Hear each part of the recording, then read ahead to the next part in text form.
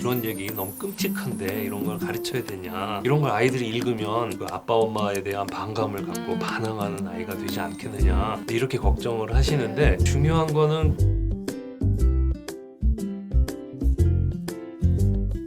안녕하세요. 이서윤의 초등생활 처방전입니다. 네, 오늘 김원 교수님과 계속해서 이야기를 나눠보도록 할 거예요. 네. 우리 1편에서는 그리스 로마 신화가 왜 중요한지, 그리스 로마 신화를 읽으면 좋은 점이 무엇인지에 대해서 이야기를 나눠보았어요. 또 궁금했던 점은 저도 굉장히 충격적인 게 잡아먹고 입으로 이렇게 여기서 다 집어넣는 그 장면이 아직도 생생해요. 예. 좀 네. 아빠를 막 잡아먹고 이런 이야기인데 어린 애들한테 좀 충격적이고 자극적일 수 있잖아요. 예, 맞습니다. 교수님 어떻게 생각하세요?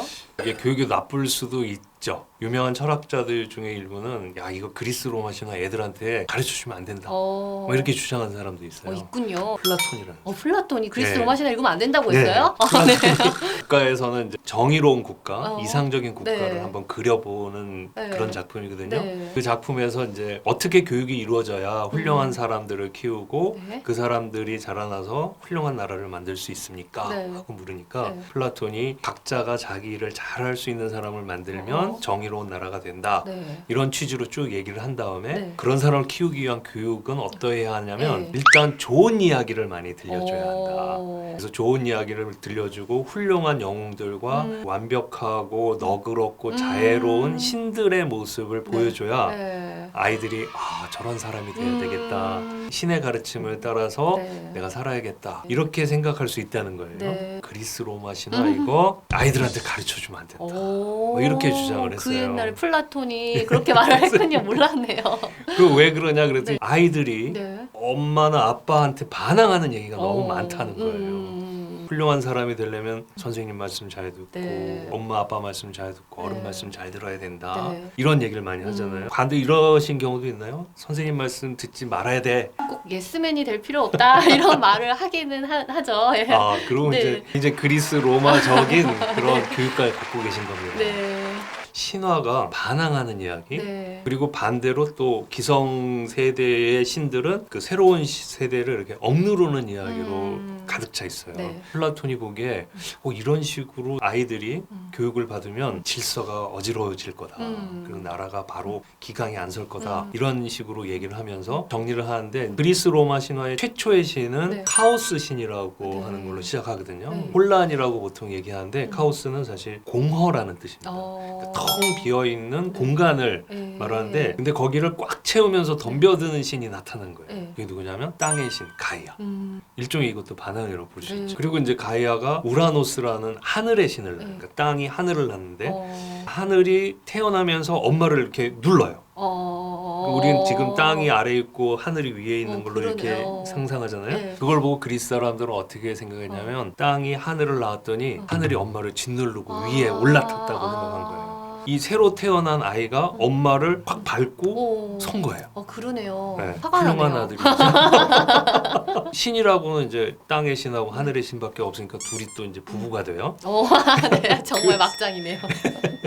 엄마와 아들 사이지만 네. 또 부부 사이가 돼서 아이를 하나씩 낳는데, 네. 이 하늘의 신이 보니까 자식들이 하나씩 태어났는데 네. 이놈들이 힘이 세져가지고 어. 자기를 밀어내면 어떡할까 걱정이 되는 거예요. 그 하늘의 신 우라노스가 했던 일이 뭐냐면 자식들이 태어날 때마다 땅속에 집어넣는 거예요.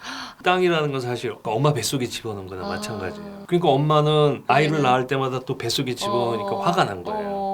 그래서 뱃속에서 아이들을 다 모아놓고 야, 너희 아버지가 참 보태게 군다. 너희 중에 누가 나서서 아버지를 좀 몰아내라. 그러면 내가 힘을 실어줘서 네가 왕이 되게 해주겠다. 이게 참 좋은 집안이죠. 네, 진짜 아주 난리가 났네요. 네. 그 중에 막내가 크로노스라는 이름의 막내가 엄마 제가 해볼게요. 새로운 세계를 만들게요. 네. 불멸의 금속으로 만든 낫을 하나 줘요. 잘 숨어 있다가 네. 아빠가 내려오면 잘라버려요. 그러니까 이 크로노스가 얼마나 겁이 나겠어요. 네. 그렇지만 이렇게 아버지를 잘라버리고 몰아내야 네. 자기가 왕이 될 수 있다고 네. 생각한 거죠. 네. 마침내 아버지가 밤이 돼서 이렇게 내려오니까 네. 싹둑 잘라버려요. 네, 아빠를. 거세를 한 거예요. 네. 그러니까 이제 아버지는 갑자기 그렇게 봉변을 당하고선 멀리 도망갔어요. 그리고 이제 크로노스의 시대가 된 거죠. 새로운 시대가. 플라톤이 이런 얘기를 쭉 해주면서 이게 우리가 배웠던 신화 아니냐. 그러네요. 아주 엉망진창 걱정될 만하네요. 근데 재밌는 건 네. 플라톤이 이런 얘기 가르쳐주면 안 된다 그러면서 다 얘기를 해줘요. 네. 다 얘기를 해주니까 그 책을 읽는 사람은 네. 또 믿게 되는. 그걸 다 알게 되는 거죠. 그러니까 거기에 묘한 모순이 이제 네. 담겨 있는 거죠. 어쨌든 그런 이야기를 가르쳐주지 말라고 옛날 사람도 그렇게 얘기를 했고 이제 선생님이 처음 질문하셨던 것처럼 학부모들이 이런 얘기 너무 끔찍한데 이런 걸 가르쳐야 되냐 이런 걸 아이들이 읽으면 그 아빠 엄마에 대한 반감을 갖고 반항하는 아이가 되지 않겠느냐 이렇게 걱정을 하시는데 중요한 거는 그리스 로마에 있던 사람들은 네. 자기 자식이 태어나면 아빠가 재밌는 옛날 얘기 해줄게 엄마가 재밌는 옛날 얘기 해줄게 하면서 이런 얘기를 가르쳐 준 거예요. 그 왜 그랬을까요? 그렇다면 이게 어떤 힘이 있길래 서양 문명을 만들어내고 네. 지금 세계화를 움직여 나갈 수 있는 선진국들을 만들었는가. 궁금해요. 이게 어떤 의미가 있는지. 이게 사실 이게 세대 갈등이잖아요. 네. 우리는 이제 세대 갈등이 사회에 혼란을 야기하고 네. 불만을 만들어낸다라고 네. 생각하는데 사실은 이 세대 갈등을 긍정적으로 본다면은 네. 이게 역사의 원동력이라고도 볼 수 있다는 그러네요. 거죠. 이제 변화가 되기 시작한 거니까. 그렇죠. 네. 사실 저도 이제 점점 기성세대가 되고 저도 네. 아이들을 낳아서 키워보고 그러니까 이 아이들이 좀 잘 자라줬으면 좋겠는데 네. 제 뜻대로 안 되는 경향이 있잖아요. 네. 모든 기성세대의 특징이 네. 그 신화에서 말해주는 것 같아요. 우라노스는 자식들이 태어날 때마다 네. 엄마 뱃속에 집어넣었다고 네, 그랬잖아요. 네. 저는 이게 무엇을 은유하는 건가 생각을 해봤는데 네. 이게 기성세대의 어떤 특징을 보여주는 거라고 봐요.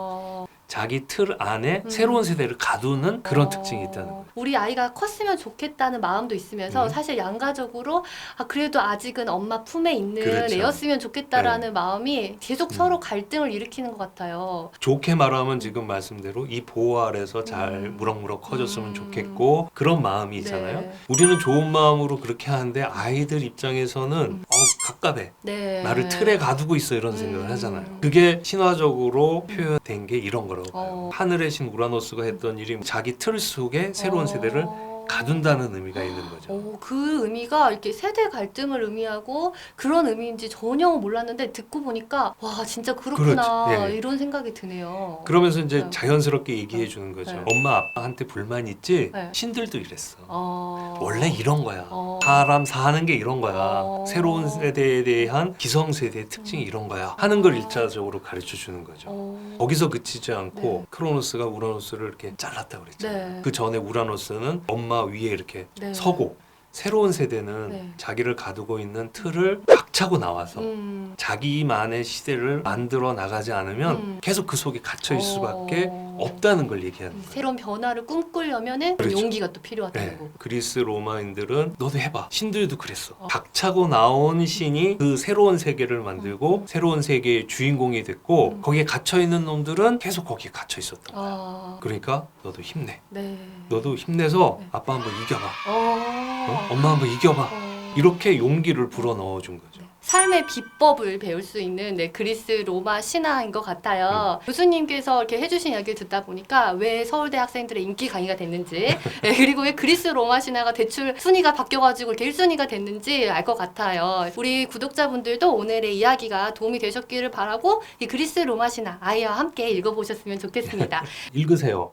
네, 우리 교수님 오늘 이렇게 인터뷰해 주셔서 정말 감사드리고요. 활동들 계속 하시면서 우리 학부모님들께도 좋은 이야기 해주셨으면 좋겠습니다. 네, 감사합니다. 네, 감사합니다. 네, 안녕히 계세요.